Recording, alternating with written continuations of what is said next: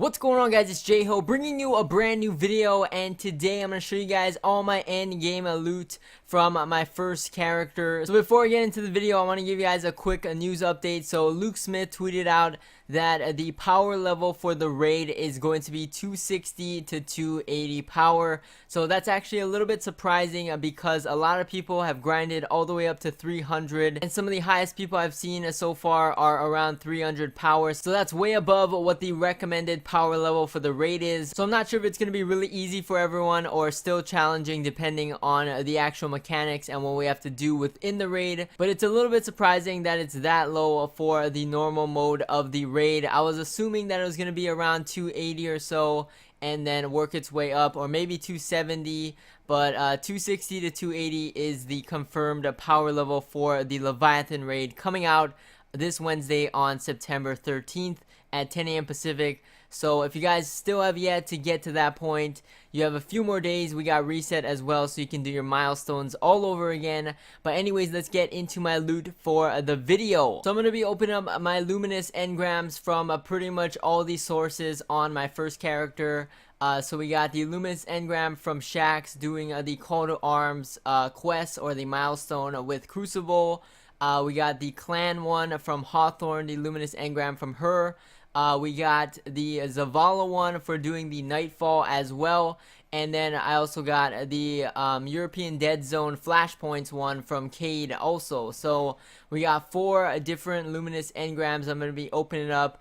I was around 270, low 270, mid 270 when I'm opening it up. I was pretty unlucky overall in terms of exotic engrams during the leveling process, the power leveling process.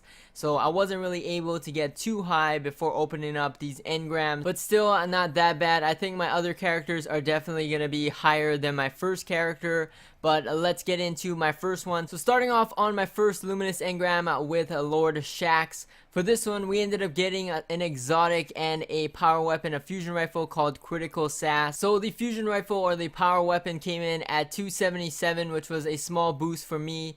And then the Lucky Pants, which is the exotic I got, the boots, came in at 288, which was a big boost for me on that one. So I gained a couple light on that one.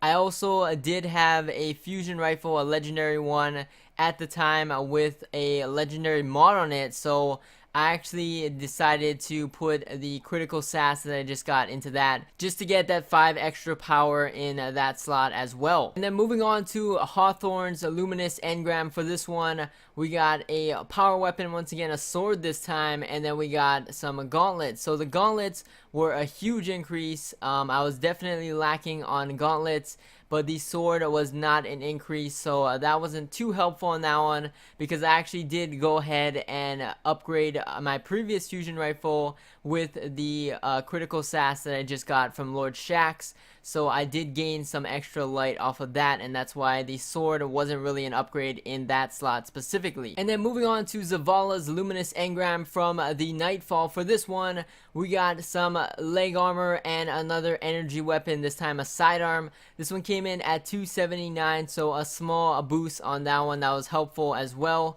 And then I ended up getting another pair of boots actually, and that one was not helpful, definitely lower than the exotic I got earlier from Lord Shax. And then finally, for my last Luminous Engram from Cade this time for the flashpoints, we ended up getting another exotic, and we also got an energy weapon once again. So for this one, the energy weapon came in at a very minimal increase, 1 light on that one, or 1 power I should say on that one.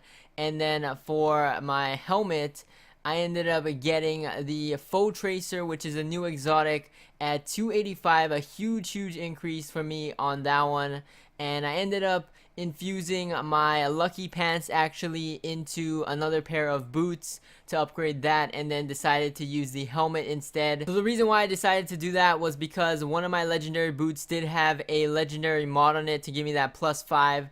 And so I went ahead and infused the exotic on that one to make those legendaries exactly the same as my Lucky Pants in terms of power.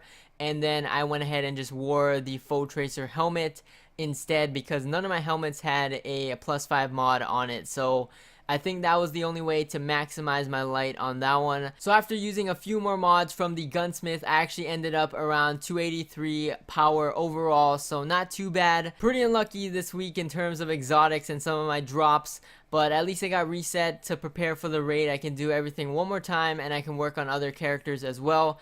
I think my second and third character is probably going to be a little bit higher than my hunter as well, because it has a head start, especially with the weapons, so that's going to be more beneficial for those two characters. But that's about it for this video. Thank you guys for watching. As always, let me know what you guys are at in terms of power level, if you're raid ready or not, and I will catch you guys in the next one. Peace!